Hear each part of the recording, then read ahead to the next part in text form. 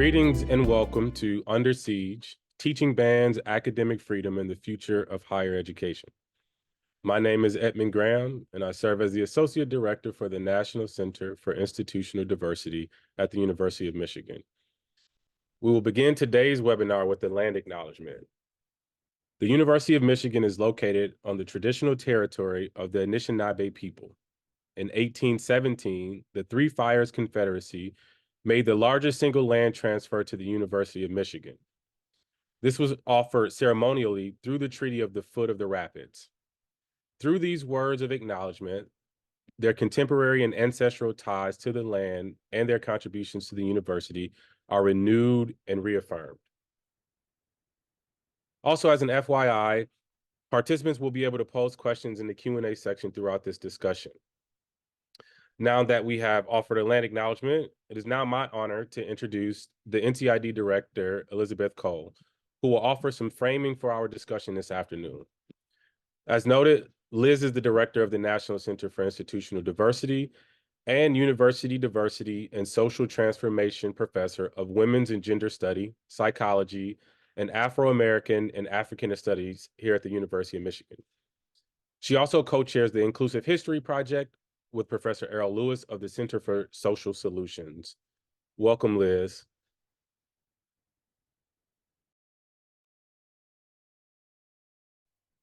Thank you, Edmund.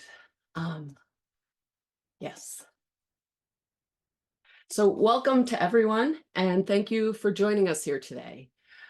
The NCID organized this panel as part of our theme this year, which is Doing DEI Now, a series of webinars looking at how we can continue to work effectively for inclusive climates and conduct scholarship and teaching about diversity in the current and rapidly changing political and social context. And may I ask that we take this slide down till I get ready to talk about it? Thanks. Previous webinars in this series have explored the relationship between DEI and free speech and have envisioned institutional responses to start supporting scholar safety. And we had a third webinar that looked at diversity as an essential aspect of excellence in higher education. Recordings of these events are available on our website, and I encourage you to check them out if you're interested. I'm going to say a little bit to set up our conversation today, and I want to thank Dr. Keenan Colquitt for some of the research that he did preparing these remarks. In the last 6 years, there have been increasing efforts to advance legislation censoring readings, curriculum, and even ideas at all levels of instruction. Many of these efforts have targeted material in specific subject areas, such as those pertaining to race, gender, and sexuality. Often, the prohibited material includes concepts considered settled knowledge in the relevant disciplines. So, for example, critical race theory and the New York Times 1619 Project have been targeted and scrubbed from curricula. Now, much of this legislation has been aimed at K through 12 curriculum and instruction. For example, PEN America found that in the second half of 2022, nearly 1,500 books were banned in American schools. These bans occurred in 86 school districts comprising nearly 3,000 schools with a combined enrollment of over 2 million students in 26 states.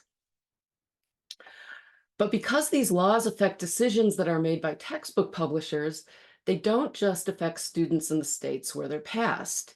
In fact, they affect what's being taught to students nationally as publishers aim to cater their texts to large states who are going to make large book orders, such as Florida and Texas. So now I'm ready for that slide. Thanks. So just to talk about one example, there's a publication called Studies Weekly, which publishes newsletters for teaching social studies to elementary school students. And here comes my image. So the top image here is from the original version of the Studies Weekly first grade lesson on Rosa Parks. You can see Rosa Parks broke the law in her city. The law said African Americans had to give up their seats on the bus if a white person wanted to sit down. She would not give up her seat. The police came and took her to jail. On the bottom left, you can see the updated review copy, which was revised in light of Florida's policies. This version does not mention that Parks was arrested, and it only makes the reference to her race more obliquely. So instead of talking about African Americans, they talk about the color of her skin.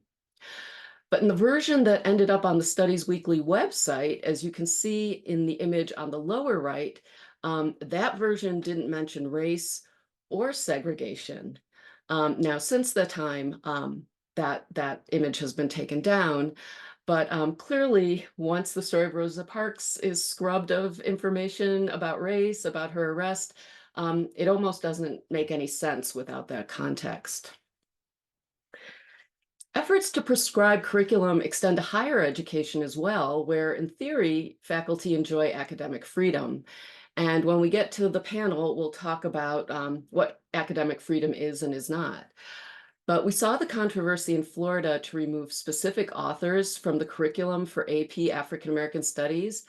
And those standards, Florida also wanted to remove discussion of the development of gender that was in the curriculum for AP Psychology. To give another example, a law under consideration in Mississippi prohibits employees of public colleges and universities from sharing their, quote, personal point of view on certain topics related to race, color, religion, sex, ethnicity, or national origin. The consequences of violating these laws can be harsh. So, for example, laws proposed in Oklahoma and South Carolina carry sanctions ranging from investigation by the Attorney General to withdrawal of state funding to colleges. These initiatives have had a chilling effect on instructors, librarians, and administrators. Recalling the Red Scare of the McCarthy era, Jonathan Friedman, writing in Inside Higher Ed, has called this era the Ed Scare. And, kind of accordingly, Florida's HB 233, which they passed in 2021, empowered university students to become informants against their instructors by allowing them to record lectures so that they could be used to substantiate student complaints against faculty. Now, although I've been discussing laws pertaining to teaching, this legislation has implications for scholarly production as well. So many of the states in which laws attacking curriculum we've also seen legislation either passed or proposed to weaken or abolish tenure. Tenure exists to protect academic freedom, which is an important part of the free exchange of ideas that's essential to democracy. But today, the majority of higher education faculty are contingent. That is, they're not eligible for tenure. And so their academic freedom is not protected, and they're particularly vulnerable to sanctions resulting from this type of legislation. So the matter of bans on teaching and scholarship, whether it's readings, curriculum, and even certain concepts or ideas, is really existential to the mission of the university as we know it, to teach and to generate new knowledge, and therefore it's existential to democracy itself. So fortunately, today we have a panel of distinguished scholars who will help us understand the current moment.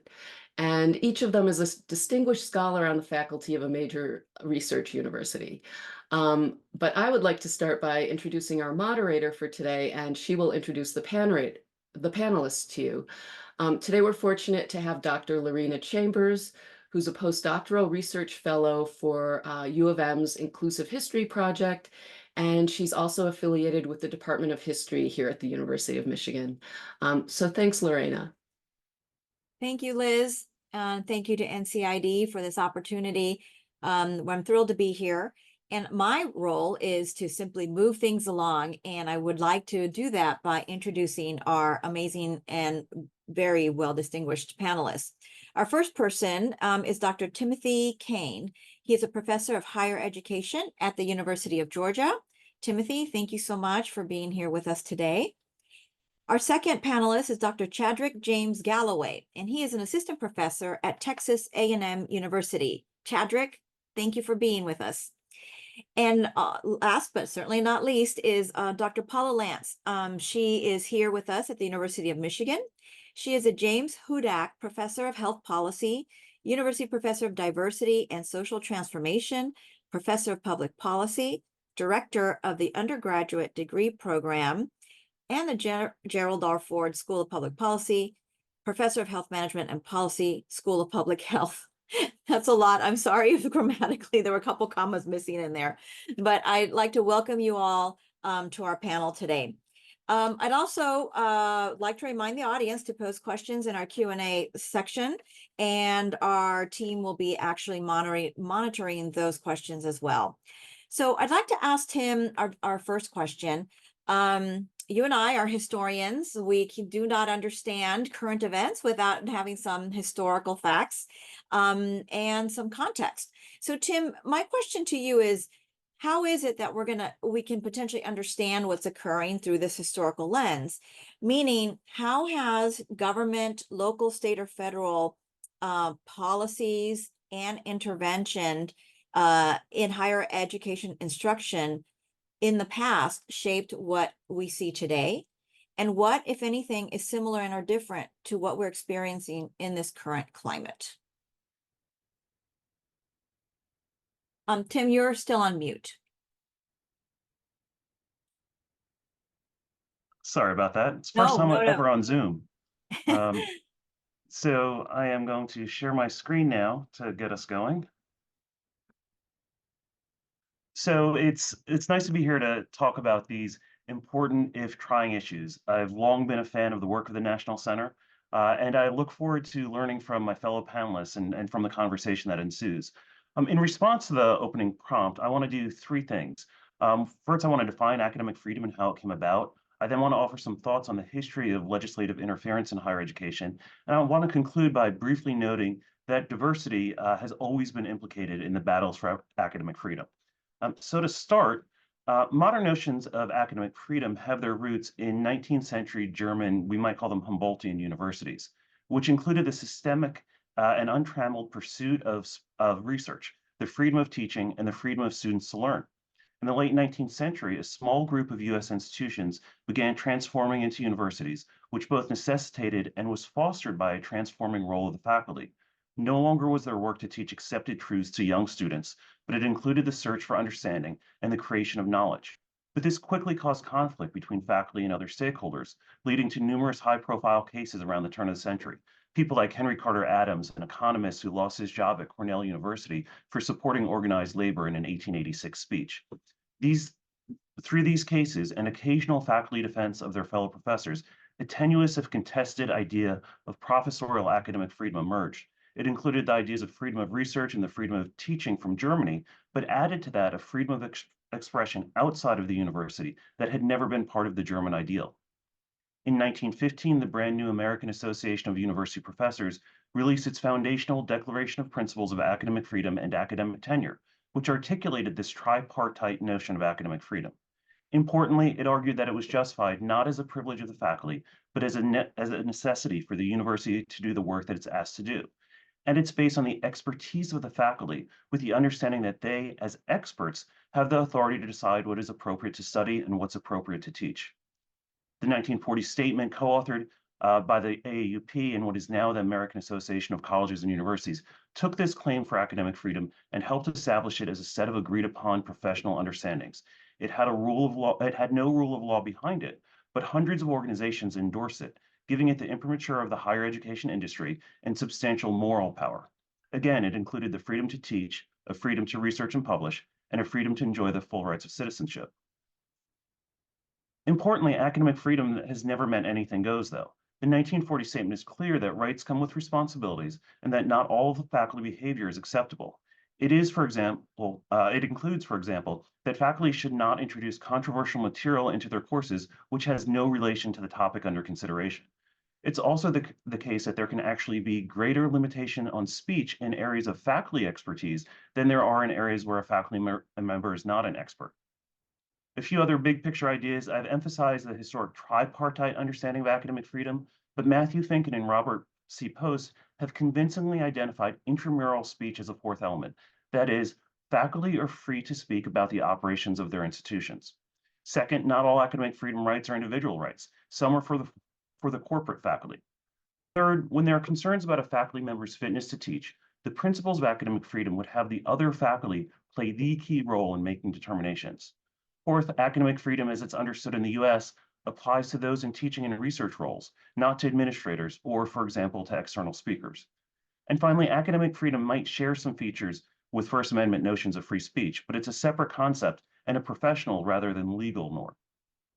Turning to the historic background of modern issues involving legislative interference in academic freedom, really also what we might think of as institutional autonomy, we are, of course, in dangerous times with state legislators proposing and passing bans on the teaching of certain subjects and prohibiting the use of funds to make members of minoritized and underserved populations more comfortable and indeed safer on campuses.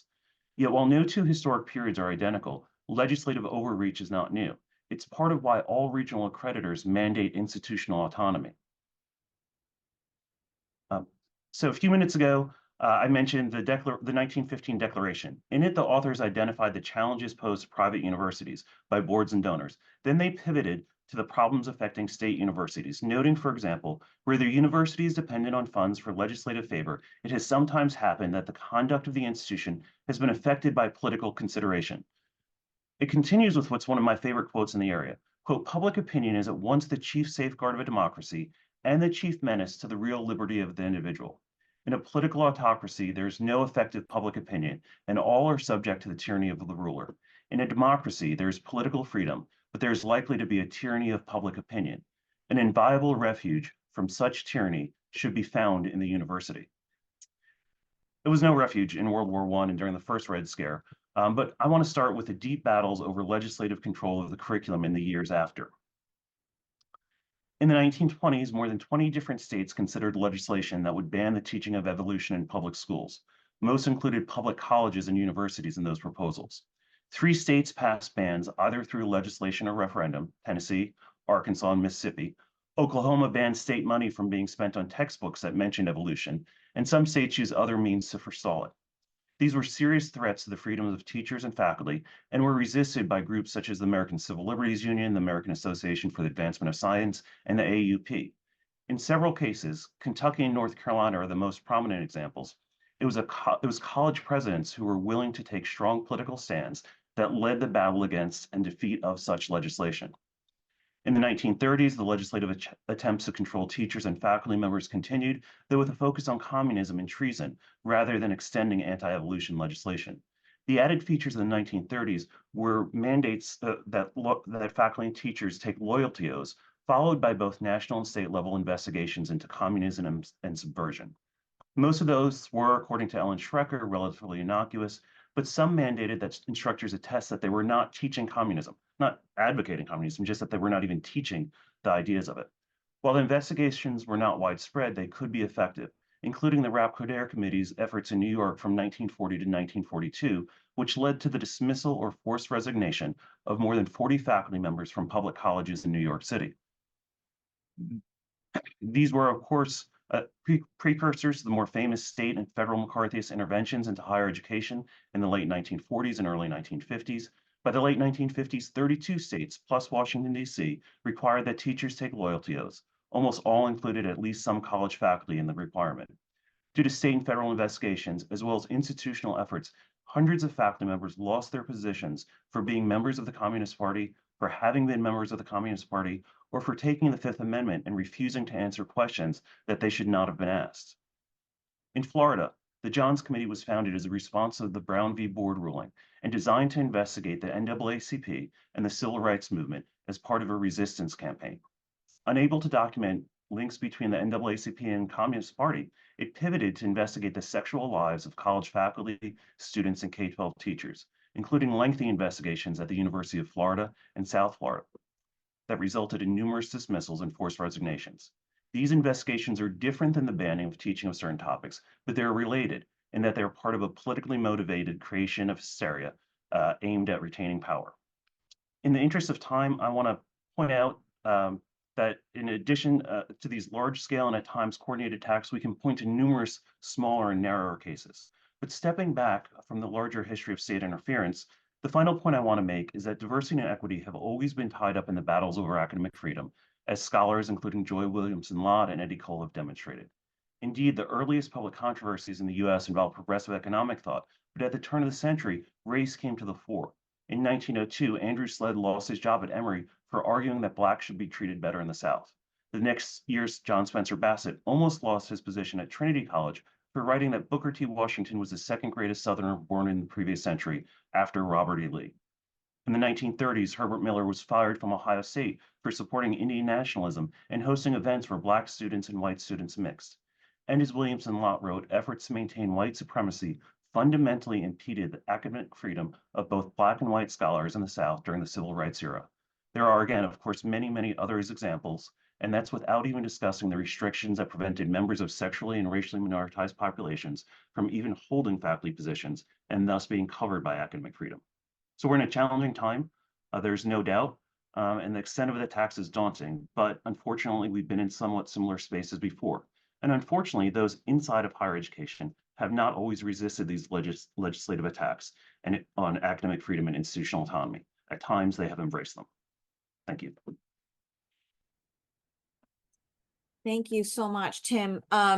It's actually really interesting. You could condense all that history to prove that, in fact, decade after decade, as you said, DEI has been tied up in battles of academic freedom. And so it seems to like a shock to many of us, but in fact, it's been going on decade after decade. And so I'd like to ask Paula, if your perspective, you study policy, this is what you do your research on this legislation.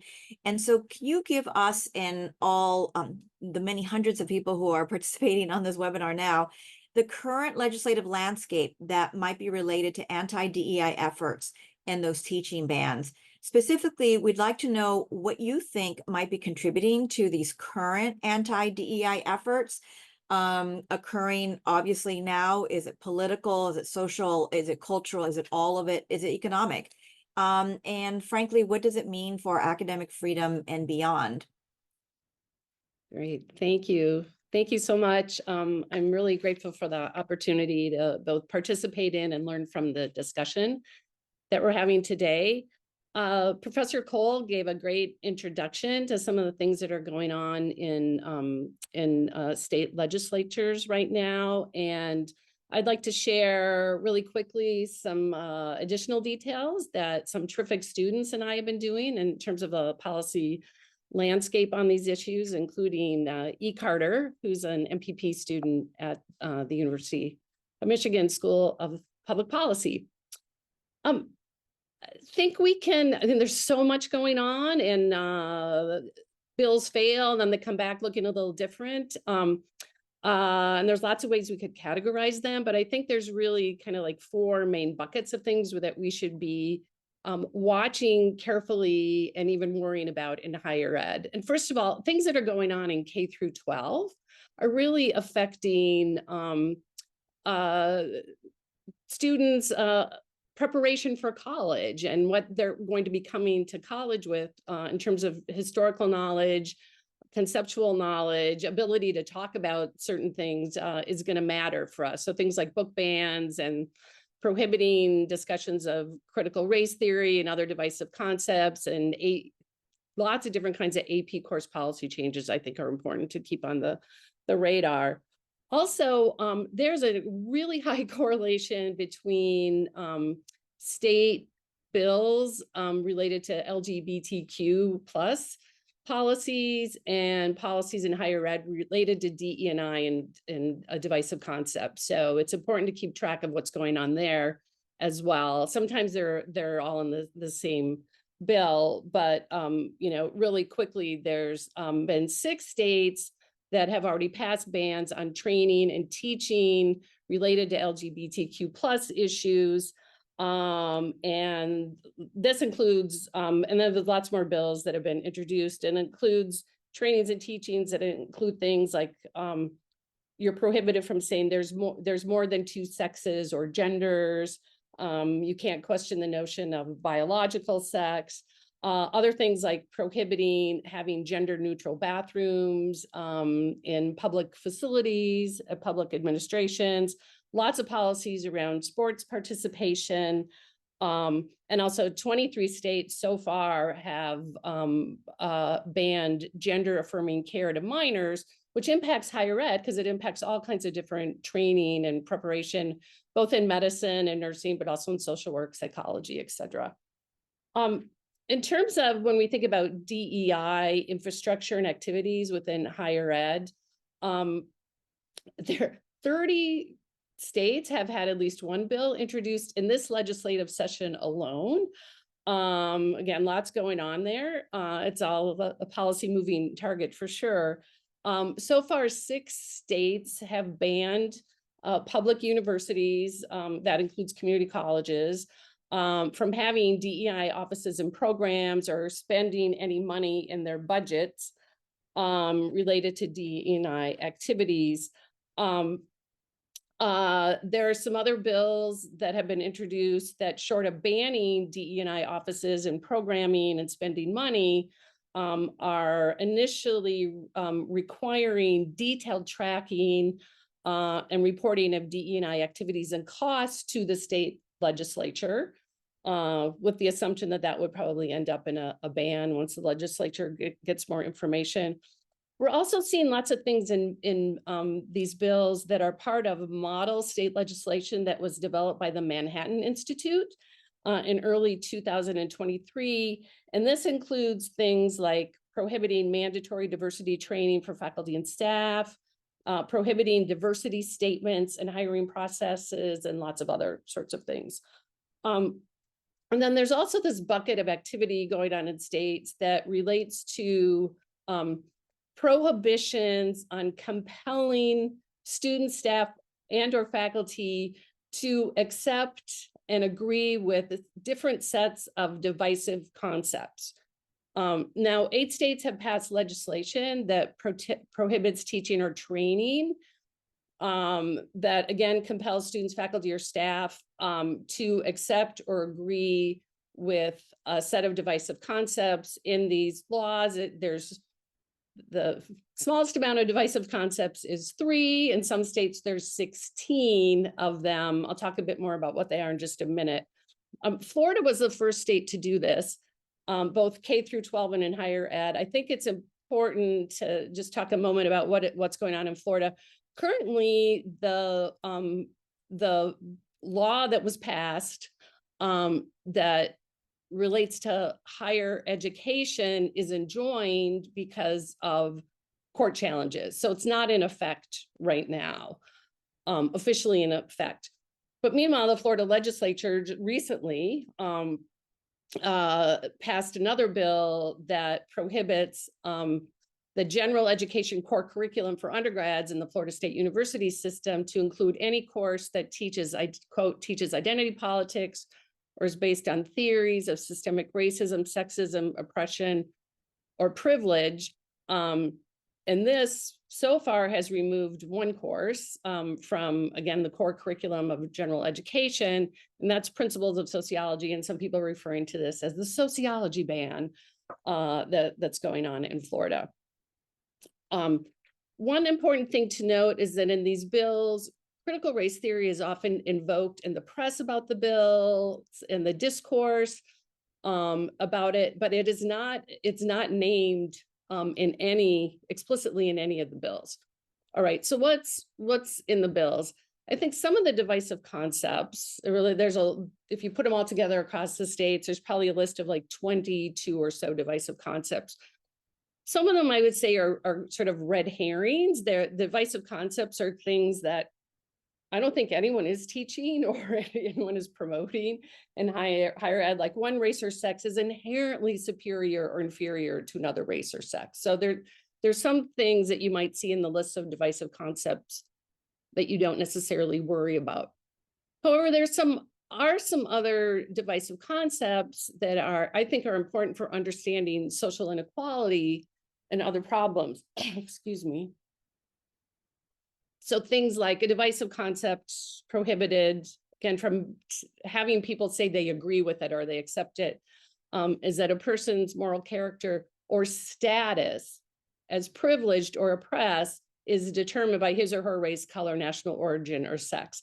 That means we can't talk about structural ways in which certain groups of people might have more privilege or less privilege or opportunity than others.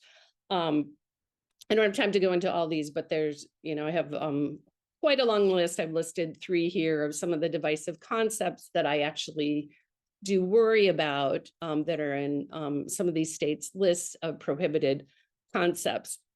And, the way I'm thinking about this is, first of all, let's start with some facts. And I think that there is a fact that there is no issue in American society that does not embody some element of inequality or social stratification. Poverty, education, labor, housing, transportation, food, environment, criminal justice, digital access, science and technology, you name your issue. And we know that there are some issues related to inequality along the lines of different kinds of social stratification by race, ethnicity, socioeconomic status, sex, place, etc. So me, as someone who teaches both undergrad and grad courses on these issues, intro to public policy, intro to public health policy, public policy approaches to social inequality and health. I teach a lot of courses on health inequality, and that's where all my research is. I've been thinking about, well, how do these kinds of prohibitions on divisive concepts, how might influence the ways in which, again, we try to prepare students for thinking critically about societal issues and be prepared to understand them and also work and address them. Again, I don't have time to go through it, but there's, I'm thinking about with the students I'm working with, some of the concepts that are very well accepted, very well supported by social science research, historically accurate and factual, that are being prohibited. It would really, I think, have an incredible impact on the ways in which we talk about, again, every sort of issue in society, including things like, social systems and institutions can differently structure and shape opportunities, resources, privileges, and benefits. Things like unconscious bias. I mean, there's tons of good research on that, that racism and sexism operate at multiple levels of society above and beyond just individuals having those feelings and treating others differently. So I'll wrap up sort of listing very quickly my concerns about all this. So academic freedom is really an important issue here for sure. But I think we need to be thinking about these things beyond just academic freedom. And it's interesting to note that 5 of the 8 states that have already passed divisive concept laws related to higher ed explicitly state in those laws that the prohibitions in the bill should not interfere with, quote, academic freedom.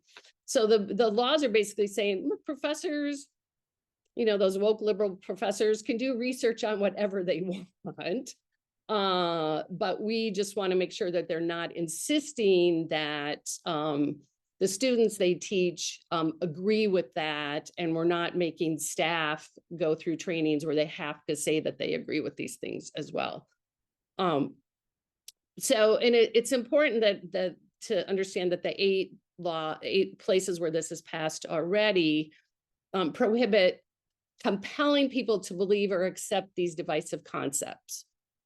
However, February 20th this year, just a couple weeks ago, Alabama has been very busy in the public policy space, and Alabama legislature just had a bill introduced. It passed the Senate within 2 days, and this bill goes further than the other ones that have passed. So here I'm waving a really big red flag.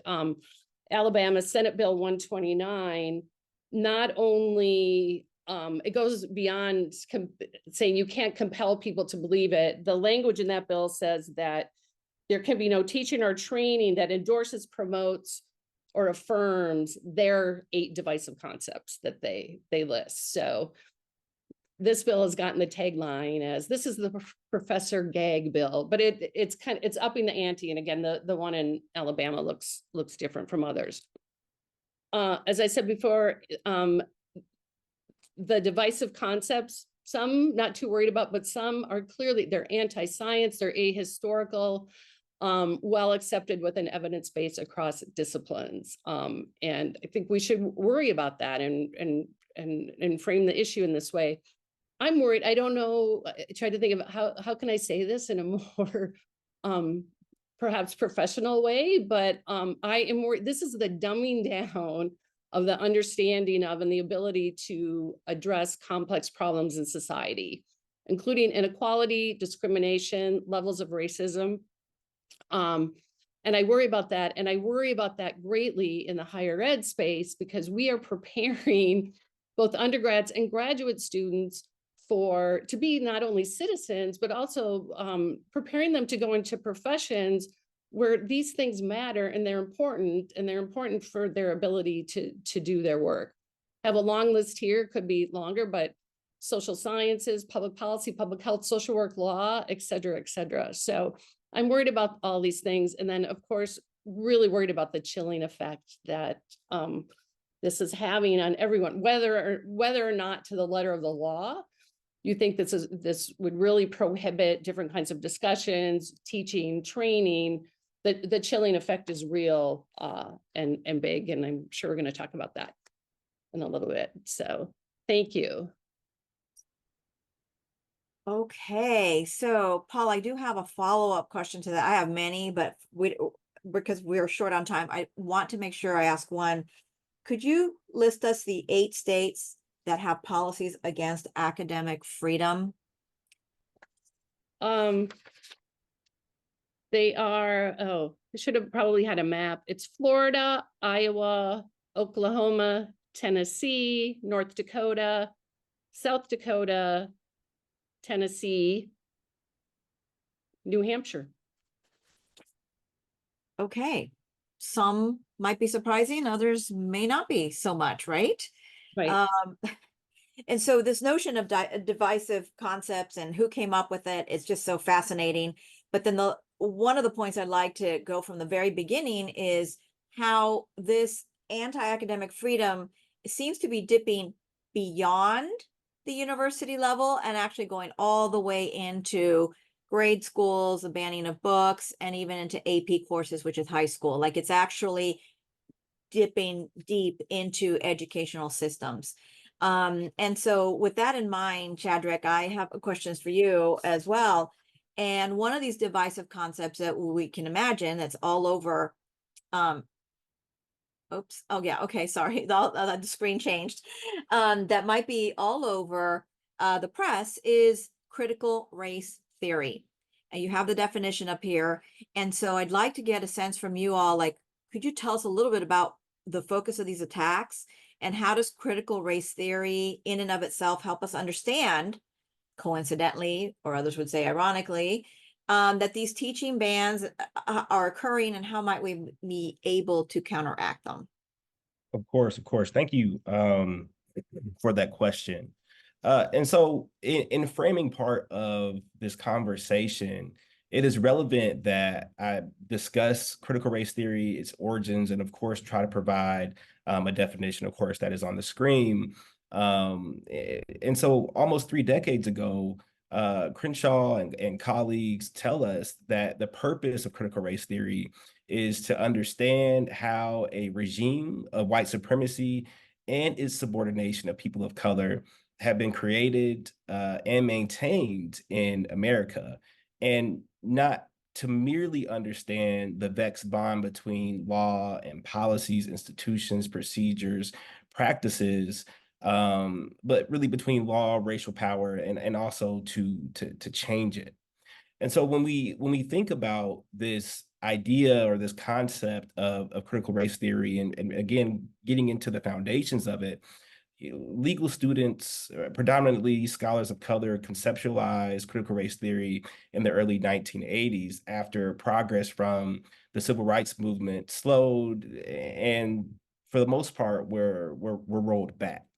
And so these scholar activists intended for critical race theory to directly oppose the white supremacist racial domination of people of color within the law and, of course, society as well. And so within critical race theory, race is a social construct that converges with actions, meaning that CRT posits race as a verb instead of a noun. further underscoring the social mechanisms by which people and groups or individuals unconsciously and consciously mobilize race. And so CRT is a tool that offers a perspective on racial restitution. It helps scholars see racial subordination as a function of white supremacy, and it draws on a transformational analysis of historical and contemporary conditions to illuminate racial oppression in the United States.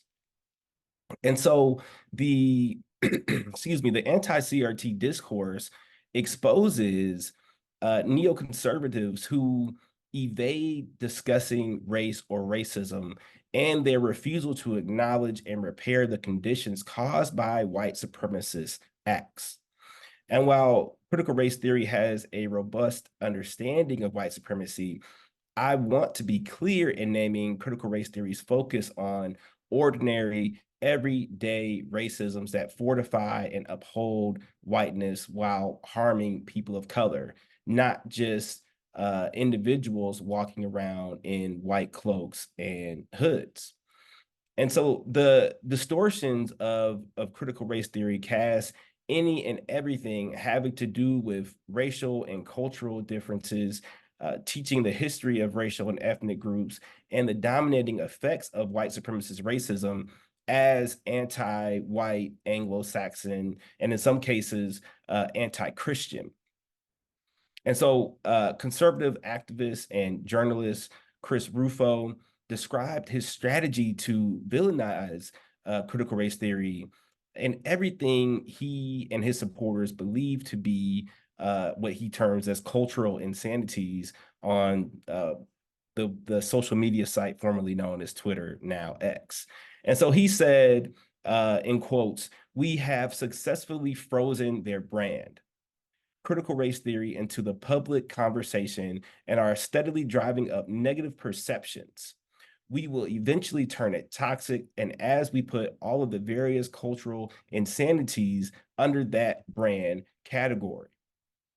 And so this anti-CRT discourse is, of course, not new, which has been said throughout this panel. But in particular, CRT scholars note opposition from others within the academy who sought to discredit CRT's validity in the early 90s. And a more famous case outside of the academy involved President Bill Clinton rescinding law professor Lonnie Guinier's nomination for Assistant Attorney General. Lonnie Guinier's nomination was withdrawn due to her stance on voting rights, affirmative action, and college admissions for Black people within the United States. And so, albeit under a different context, recent anti-CRT discourse cast race talk, which is discussions that explicitly name race, racism, and their effects on society as wicked, presumably because of the concern about whether people will feel guilt or discomfort. And so eradicating white discomfort from our perspective is a key feature of white supremacist ideology. Thus, for anti-CRT advocates, P through 20 schools, students and those who lead educator trainings must avoid race talk. And so this avoidance maintains the status quo of white supremacist racial power. And so as CRT is inextricably linked to ending racial oppression as a means of ending all forms of oppression, anti-CRT discourse is a facet of white supremacist racist discourse due to its opposition of racial justice.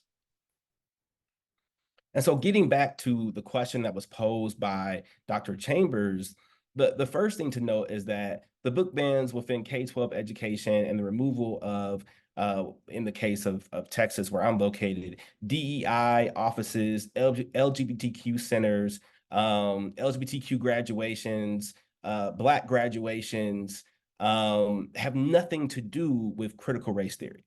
As said previously, CRT is not taught at the K-12 level, and it's not offered until the graduate or professional level at most universities. Within these anti-DEI bans is the removal of texts that share the lived experiences of people of color living under white supremacist subjugation in the United States. These texts also directly confront facades of whiteness like the American dream and notions of meritocracy. And so removing these texts from K-12 schooling absolves whiteness as an ideology of any racial wrongdoing in the past and stops discussions of racial progress in the present. It also erases the history, but also critical conversations that our society needs to have around power, privilege, and oppression. And so in terms of counteracting the bans, one key thing coming from CRT is that we need to continue to uplift the stories, of people of color. And so essentially it just has to look a little bit different. So I was raised by two wonderful parents from North Carolina who were born in the early 60s. And even though I did not always understand what I was reading or why I was reading it or why we were going to different cities or sites of Black resistance, they made sure to provide myself and my brother with books and experiences where we could learn and where they could teach us about the country's racial history outside of the school context.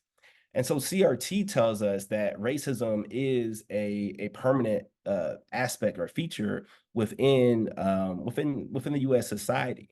And so having this understanding that racism is not going to go anywhere, it will not disappear, but it's going to continue to evolve. And we have to understand and accept this fact. And in doing so, understanding the importance of resistance.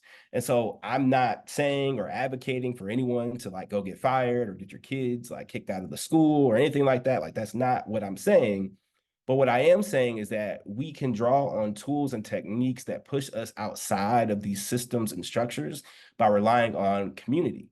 And so, we can't read this book or that book. We can't have a particular graduation. How can we create the same experience outside of these structures of domination that are interwoven with the legal system, that are interwoven with the education system, with our healthcare system, with our economy? And so we can do that by forming communities and coalitions that allow us to do things, again, outside of these systems and structures. These are the conclusion of my comments, and I now turn the panel back over to Dr. Chambers. Thank you so much. A few points that there's a lot packed in there, but I think what's really important to reemphasize is that critical race theory, I'm looking at my notes, is not anti-white people. It is anti-white supremacy that is based on inequities and inequalities, but usually based on race, if not gender, if not class. And I think that, Paula, you had mentioned sort of the overall legislative efforts. But I think what caught me here was that Chadrick gave us a personal example of growing up with his parents and basically visiting different places, reading different books, learning about this, becoming educated about these issues. And so my question to you, Paula, is how is it that the current policies that are being enacted and the legislative efforts, especially those in the 8 states that you mentioned earlier, how are they impacting education and I mentioned earlier, starting much earlier? Now we're seeing it like, is it pre-K? Is it kindergarten? All the way through the university. So I'd like to open up our discussion here. I'd like to include Tim and Chadrick, but I'll start with you, Paula, about the shaping of society based on what's going on legislatively. Yeah, and I think I'm looking at some of the comments in the chat. I just want to reiterate that most of the activity has been done in K through 12 in public schools, right? Government, I mean, there's things they can do mucking around in private educational institutions, but not a lot. So where government at the local, state, and federal level has power in terms of education is in public education. So here we're really, there's things going on in private ed we might want to chat about too, but mostly this is in public education. Most of the things have been in K through 12, but it is starting to hit higher ed. And again, we've seen the first 8 states. I'm sure there's going to be more. Again, there's many bills pending right now in current legislative sessions that affect just public higher ed, but it's all the state colleges and universities and community colleges. I don't think we know at all, don't have a clue about how this is affecting the education of younger students into high school, as I mentioned, their preparation for college work and professions. I don't think we know, and honestly, I'm not even sure how you study that. But I think we're at the point in this issue where we have lots of concerns, and it's kind of a big swirling sort of mess of things, but not any evidence at this point about impact. Although I think we can predict some things. Right. Yeah. Thank you for that. I'd like to ask Tim, as an historian, what are the most deep differences that you're noticing from that, very quick summary you gave us historically, which I know pained you as a historian. But for the purposes of today, if you could tell us, like, what are the biggest differences that you see in what's happening today versus your historical summary? Yeah, so I think that's a really good question, and I'll actually preface it with just a quick comment on what Paul was just talking about, that I think historically a lot of the focus has also been on the K-12 side, but then it bleeds into higher ed, because if we go back and we look at the real fears in the 1920s over the teaching of evolution in schools, were blamed on the training that teachers got in colleges and universities.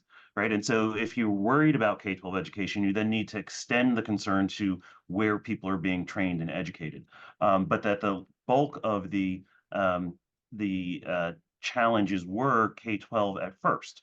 It's interesting, the Penn America, which does some of the really best work on this stuff right now, talks about, the gags on the educational gags, and have maps about where these things are. In the 1930s, the ACLU had produced pamphlets, reports really, that called the Gag on Teaching, which had maps of where a lot of these things were. And one of the things that they argued was that there are strong restrictions in higher education, but the legislation more often targets K-12 education. As Paul said, though, now we're seeing a spread into higher education in a number of different ways. I think one of the differences, we haven't yet got to the point where we have HUAC on college campuses investigating faculty. There were legislative investigations on college campuses into the sexuality of college faculty, into the sexuality of students, into communist ties. That could be coming. We're not quite there yet. I think the big difference right now is that the political divides in this country are different than they have been. We've always been divided politically, but I think they're different than they have been. If we go back to the 1950s, there were a lot of Democrats who were anti-communist, who were supported McCarthy. I mean, McCarthy was good friends with the Kennedys, right? So there are historically more shared across party lines perspectives on these issues than there are today. And I think that's a piece of our larger divided political nation. And we haven't yet seen these, as Paul's talked about, these are state level and then local school board issues. They haven't been federal issues now. In not all of the previous cases, but certainly in some of them, these were federal, government attacks on the university, not just the state level attacks. Okay, so I'm understanding the federal level attacks historically. Currently, we're seeing more localized efforts, if I'm understanding you correctly. And historically, we had both. Okay, so both. And so now we're seeing many more efforts at all levels, maybe occurring at the same time. And so a follow-up question for you, Tim, is what impact do these policies have on the current research, on our scholars, on practitioners, those specifically who are enacting DEI principles and practices within their work? And I'm curious if it's the term DEI, right? Like Chadrick explained, you know, CRT versus the work of diversity, equity, and inclusion, right? I mean, if we see examples of people saying just CRT and they don't even know what it means, you know, throw out DEI, they don't know what it means. And so my question for you, Tim, is I'm just wondering, what impact do you see occurring in this field and in this area of work?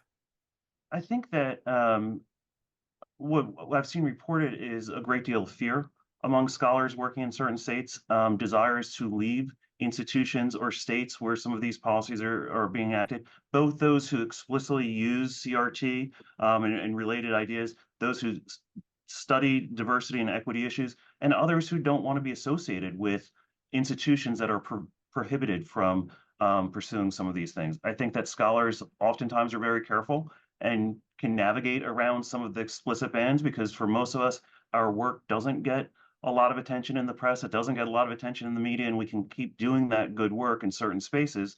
But I also know there's fear of among scholars who are asking, can I publish this piece? Will this piece reflect negatively on my unit, my department, in my case, my institute? Will this lead to funding challenges? Will this lead to a hyper focus on me as a person that I might not be ready to have the wherewithal to withstand? So I think it is causing a number of people to shy away from some of the work that they would like to do, or at least change it in ways to not be as assertive as maybe they would like it to be. So there is a real, it's a chilling effect. And I will say the chilling effect, I think, goes beyond the explicit legislation, right? So when a state legislature asks for a university to indicate all money it has spent over the last year on DEI programming, that's not legislation, but that is sending a clear message that we are looking closely at you and what you're doing. And if we don't like it, things could happen. Great, thank you. I wonder, yeah, Paula, please. I'm not a historian, but I would like to note something that happened historically at the federal level that I think is important in understanding the policy landscape here. So right towards the end of Trump's administration, he did issue an executive order.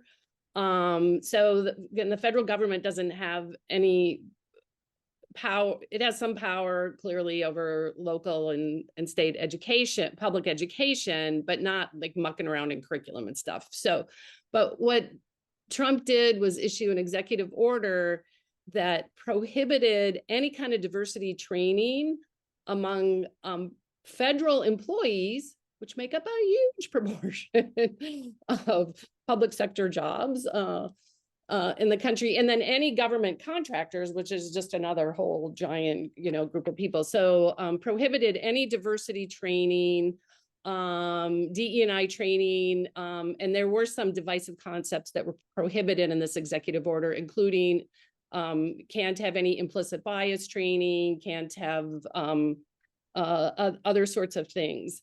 Now, the minute Biden came into his presidency, he got rid of that executive order. It wasn't in place really long. But a lot of people think that happened historically before any of the states did their thing. And Florida was the first state. And so the notion is that, there's gossip that backs it up, but that Ron DeSantis, as the government of Florida, was really emboldened by that and took kind of the lead on that to then implement the law that did get passed in Florida that included higher ed, K through 12 higher ed, and also private businesses. That got struck down by the courts too. But anyway, just historically, the federal government could have some power in this space through executive orders. Right. So Paula, you brought up a very important question. I think it came up also in some of the Q&A is and I'll do a round robin, Tim, Paula, Chadrick. Do you see the anti-DEI movement by the states being an issue that actually will end up before the Supreme Court? Let's put aside who makes up the Supreme Court right now. Let's put that on the back burner for now. But do you see any movement on any of this legislation, whether it comes from the state level or federal, moving on up all the way to the Supreme Court? Thoughts? I think I'm not a lawyer or a constitutional scholar, so totally out of my element answering that. But the lawyers I've talked to about this would probably say no, because again, because of the way we do federalism in the United States, where states have a lot of power over what they do. I don't think the Supreme Court, now the Supreme Court, I mean, maybe could strike down a specific state law if they thought it went too far and violated the Constitution in some way. But I don't think we're in a situation where there's going to be a Supreme Court ruling that, you know, really kind of prohibits this kind of legislative action at the state level, because that's not the way our country is really set up. But I'm open to hearing other things, but that's just what I've learned from the lawyers and legal scholars I've talked to. No, that's wonderful. And you did so well. You could play a lawyer on TV, Paula. So yes. So Chadrick, your thoughts about it maybe going to the Supreme Court? Do you see anything that's so egregious out there that someone would take it up through the court system? Yeah, not really. I mean, I would have to agree with Dr. Lance. I don't see anything like with that potentially happening. But kind of digging into the question that you asked, you know, Dr. Kane earlier, right? Like in terms of the impact and how it might be impacting what scholars do and where they go, right? Being here in Texas, being, you know, at Texas A&M, there were a lot of folks that left. There were a lot of folks that left when I just mean when like the state, you know, policy, you know, went on the Senate floor, right? And so there are a lot of people that are impacted. And so there could be legal ramifications down the line, but I think right now the folks that are most concerned or most impacted are more so worried about like, how do I protect myself? How do I insulate myself versus going on the counterattack, right? And trying to actually put something into the legal sphere. So I don't necessarily see it happening. And I have no idea. Well, I have a little bit of an idea of what the Supreme Court might do. But yeah, I don't foresee it right now. Okay, so I'm glad you brought up this notion of the chilling effect. Tim, you had talked about fear leading to individuals leaving their positions. And I want to, historically, have we seen this, Tim, where, I mean, entire entities, entire groups, maybe even the prosecution of potential, well, the potential prosecution of either tenured faculty, untenured faculty, people who are teaching critical race theory. What is your sense of that? So I think, you know, in the modern era, most faculty aren't very movable, right? That the faculty job market in a number of fields is not very good. And as Elizabeth mentioned at the outset, 75%, if we include graduate student instructors of our teaching faculty, are contingent. They are working without the protection of tenure, and they're especially vulnerable because of the faculty job market. Many of them don't have real options to leave a state that they're in to get away from some of this legislation. Historically, we have had different times when there's been more opportunities. When we think about people call it the golden age of higher education. It was only golden if you were a straight cis white male. It wasn't golden for most people, right? But for the in the 60s and late in the 60s, there was a great deal of possibility for some of that movement, but faculty as a whole don't move a great deal. We've seen certain cases. We saw in Wisconsin during Scott Walker's governorship, there was departure from Wisconsin. We've seen departure from other state systems when things like pension plans have been severely underfunded, and that sapped faculty, but it's the faculty who are able to leave. And many faculty members don't have those abilities. But, you know, faculty did leave New College, both of their own volition and otherwise, in Florida. So it's a problem. One of the things we have seen historically is state legislatures firing all the faculty of an institution, right? And, you know, getting rid of them all and starting over again. And that's not where we are in the modern era. It's a different sort of system of faculty, but it's a threatening time for those without the protection of tenure. regardless of these laws, but then especially with these laws. Yeah, thank you for sharing about that. And Chadwick, my question to you, following up on this chilling effect again, is what can we do? If I go back to my notes, like what does resistance look like, right? What is it that we can do to counteract these efforts and to continue to advance DEI in the spirit of academic freedom? What are some suggestions that you may have? And I'm opening up also, would love to hear from Paula and Tim, but I want to start with you.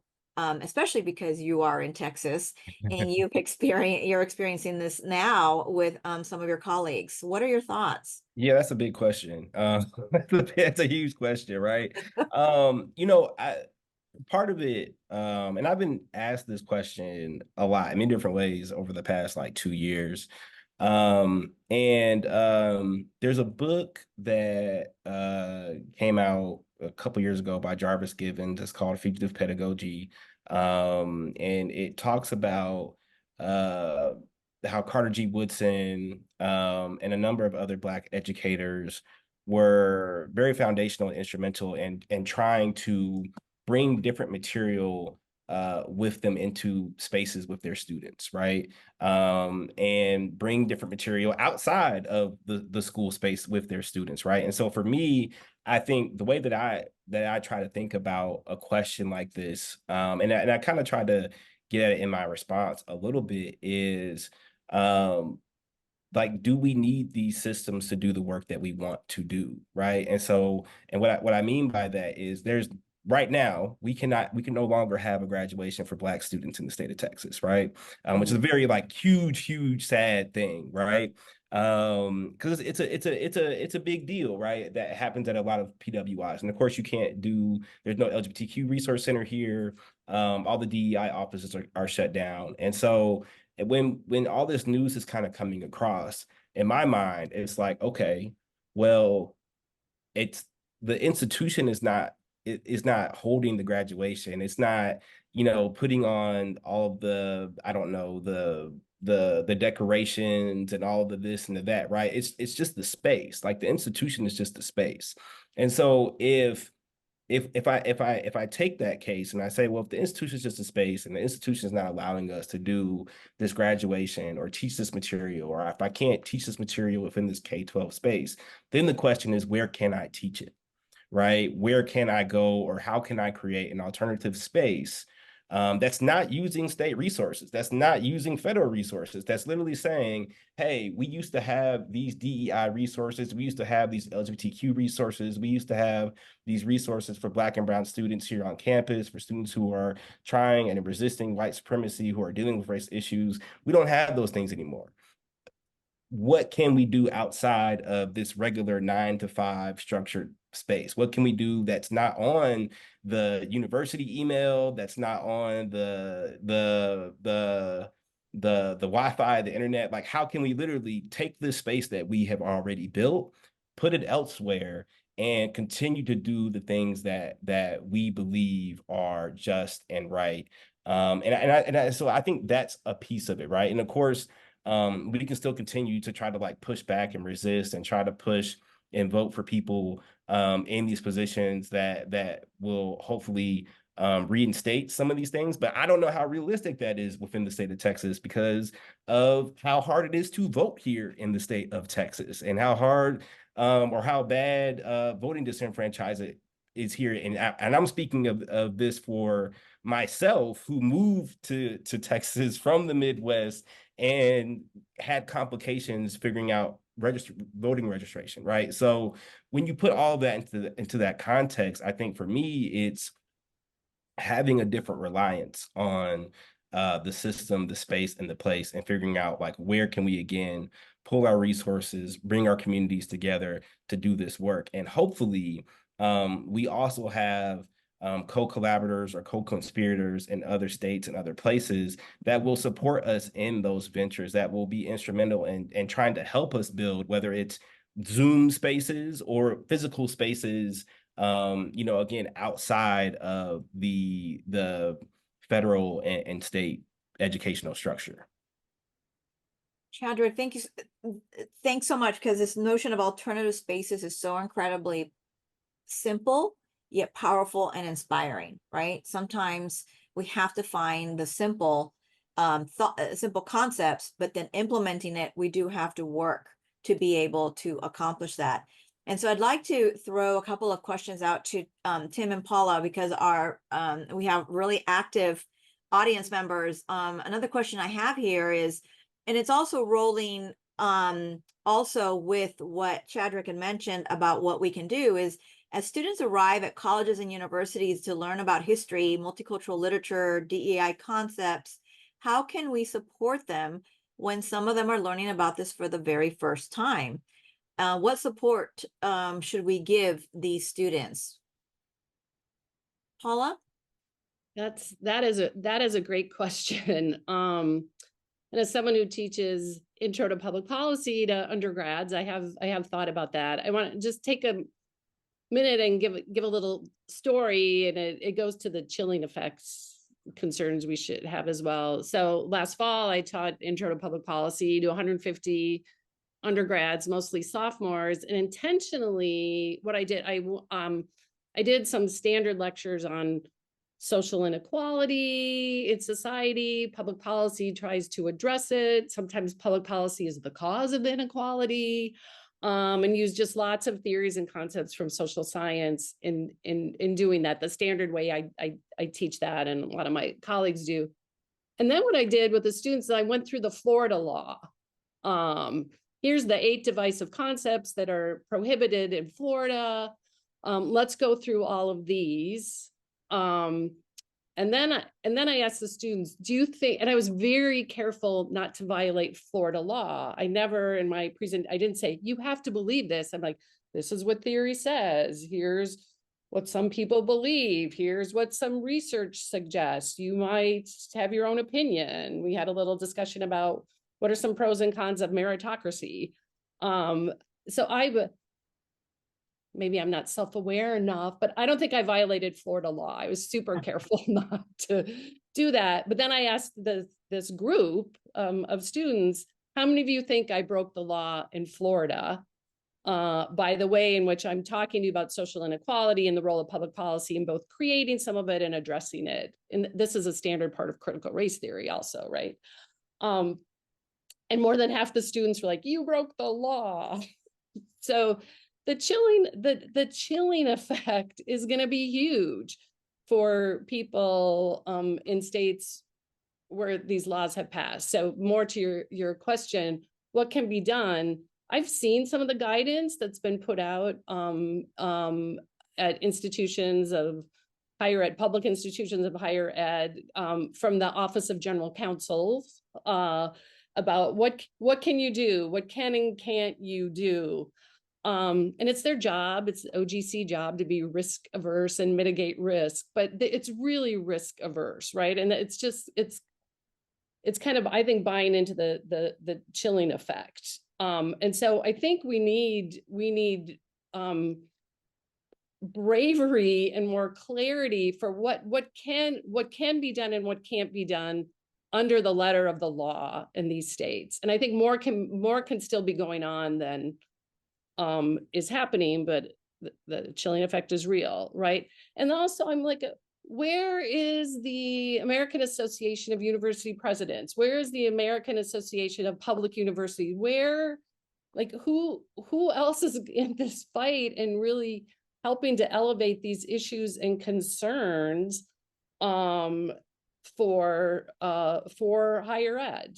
And I do think it's difficult for states that rely on the legislature for their budgets, a huge proportion of their budget, and worry about the risk of sorry, I'm just gonna say it as it is, pissing off the legislature.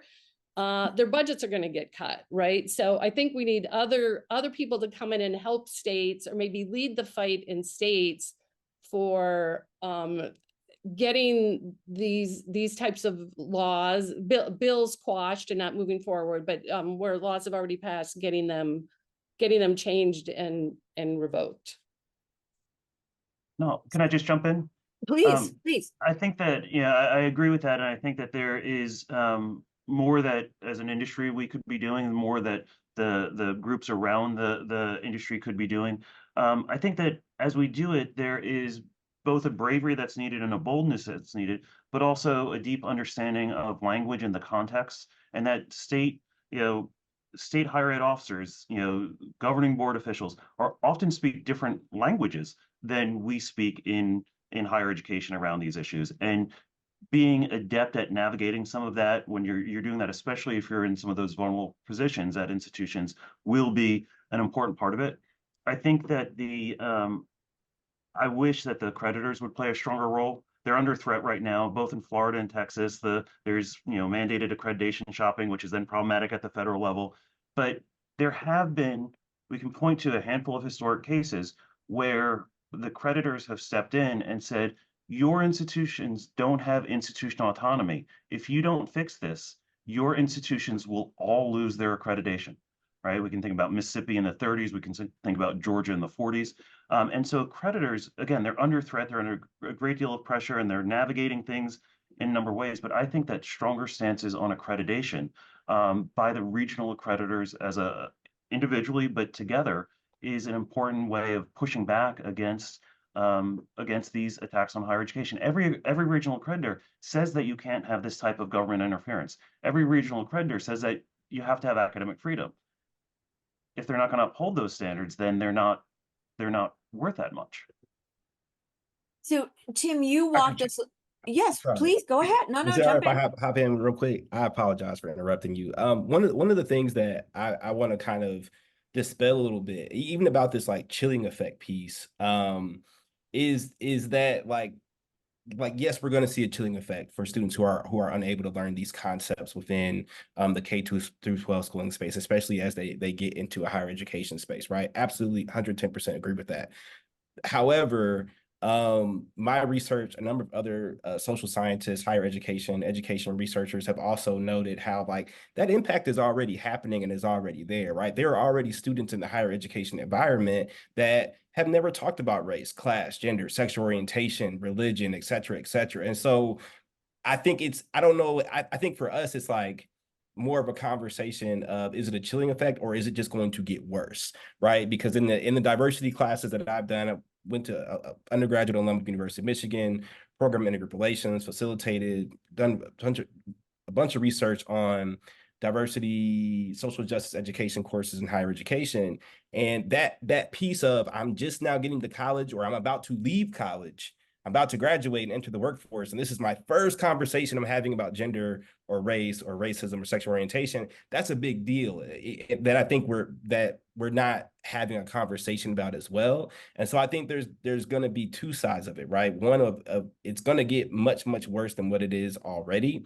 And that, higher education institutions, if they haven't or if they aren't doing enough, they need to start doing a little bit better of a job before students get out the door with having those critical conversations.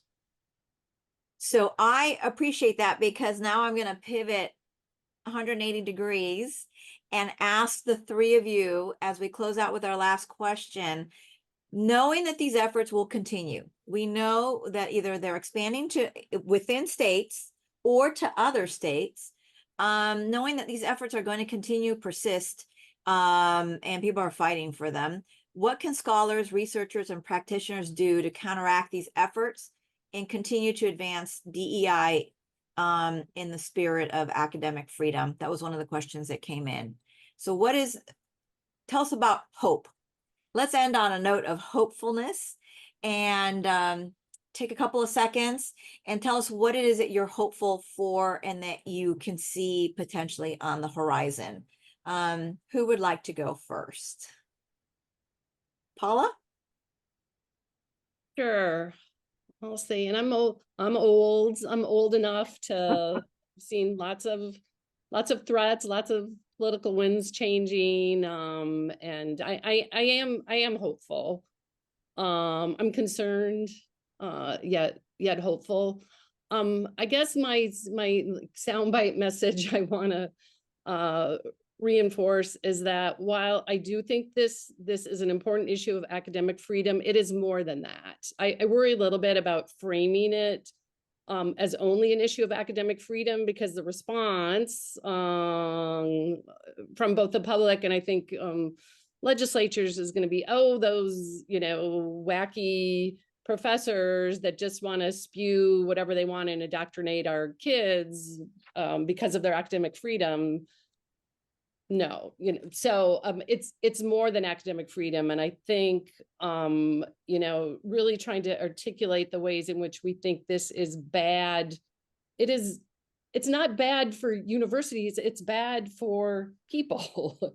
It's bad for our communities. It's bad for the issues and problems that the world is going to face. It's bad for thinking about higher ed as a place where we are preparing people for the world, being citizens of the world, not necessarily in their own state. So, Great, Tim. Yeah, I think I agree. This is a bigger issue than academic freedom. I study academic freedom at times, but this is about society and our larger political discourse and larger power grabs within our society.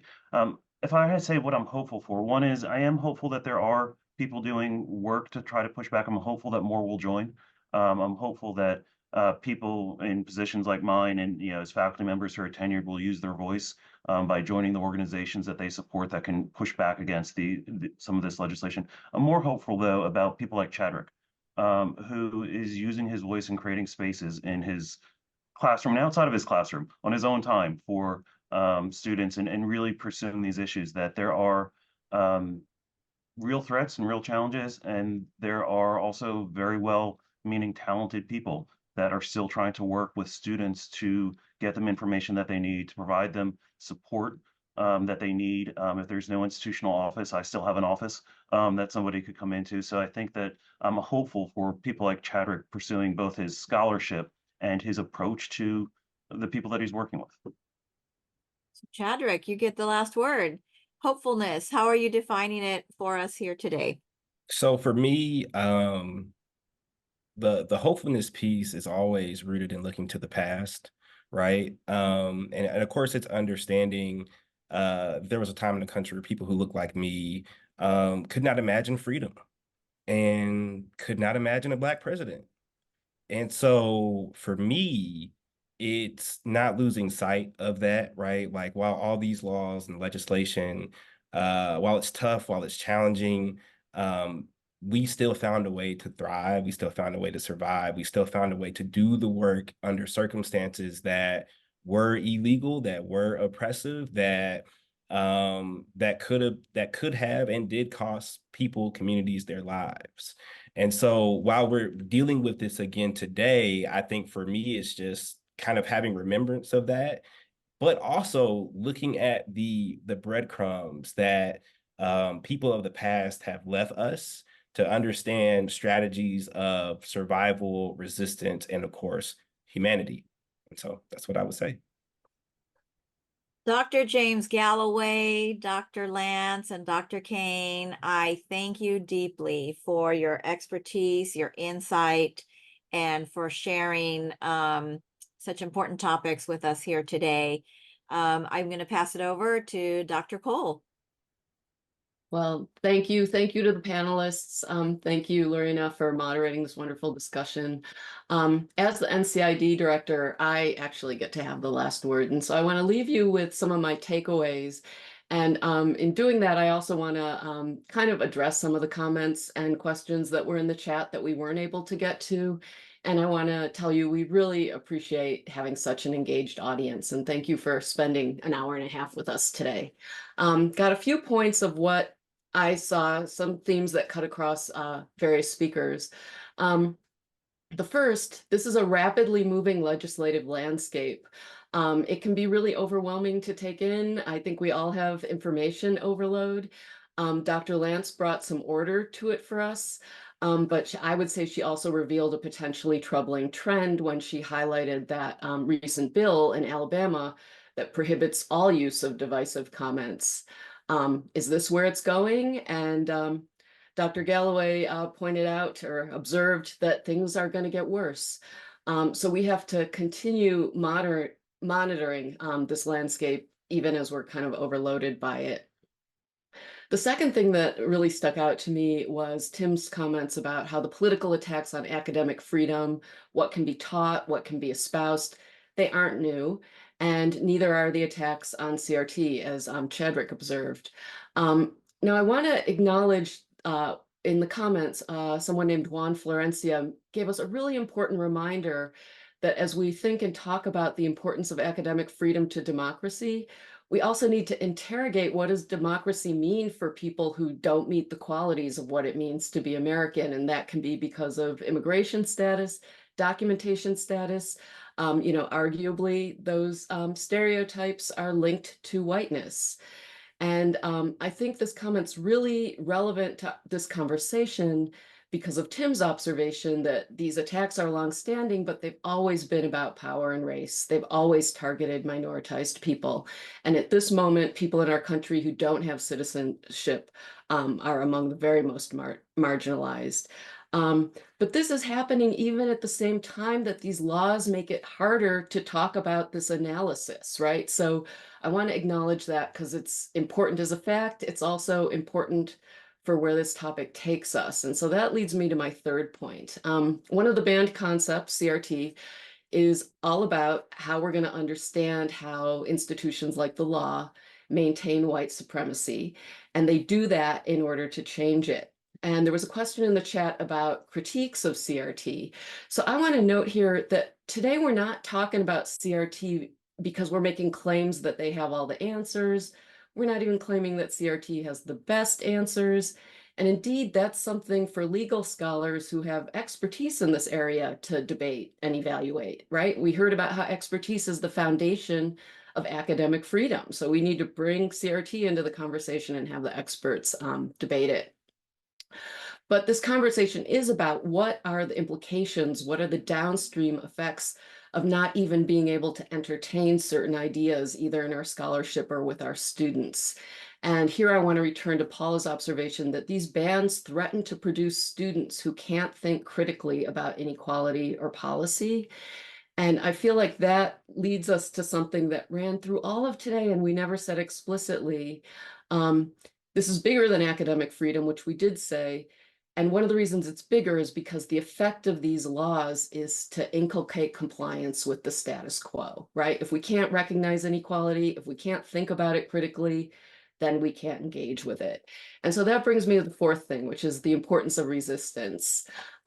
Chadwick is asking if racism is a permanent feature of our society, like CRT posits, how can we build alternatives? And he urged us to think outside of institutions like schools to other spaces where we can teach Black history or celebrate the graduation of students from different minoritized groups. But I want to say something about resistance, because one thing here that gave me hope was Paula's observation that a lot of the states that have the anti-DEI laws are also the states that have the anti-LGBTQ policies. And I'll say that my scholarly specialty is intersectionality, which is an idea from critical race theory. And one of the concepts that comes out of that is that these places where we have diversity are also places to make coalition, right? Every social group we think about contains every other social group within it, right? And so if we use this concept to think about where we're similar, where are we facing similar economic and political conditions, those are opportunities to work together. I want to close with just two things, tell you about two new NCID products. We had a question in the chat, what can students do? Well, we've been talking a lot all year about how important it is to express what we believe to our Board of Regents, to our legislators, and that, as individuals, as students, perhaps we might not feel like we have opportunities to do that. So we have developed at NCID a template for writing to leaders, to regents, to legislators. And I'm going to ask Charlotte to put it in the chat. You'll see that there's no content in our template. It really is just about what should go in a letter like that. And I know that sitting down to write a letter like that might feel intimidating. And so our hope is that having a little outline here of how to set up that kind of letter might make it easier. So if we've talked about things today that concern you, please do, use our template or not, but speak to your lawmakers. And then finally, I want to tell you that NCID has started a new series of issue briefs that highlight views from our Diversity Scholars Network. And the very first one is being released this week, and it's about book bans. And I'll also ask Charlotte to put that in the chat. And if you don't get it today, we will in a few weeks send out a recording of this session, and we'll also include these resources. So thank you all. Thank you for your thoughtfulness. Thank you for your thoroughness. Thank you for your scholarship and teaching. And thank you to all of you out there for being here with us today. If it piqued your interest, please check out our past webinars for this year. And I hope we'll see you all at other NCID events in the future. Thanks, everybody.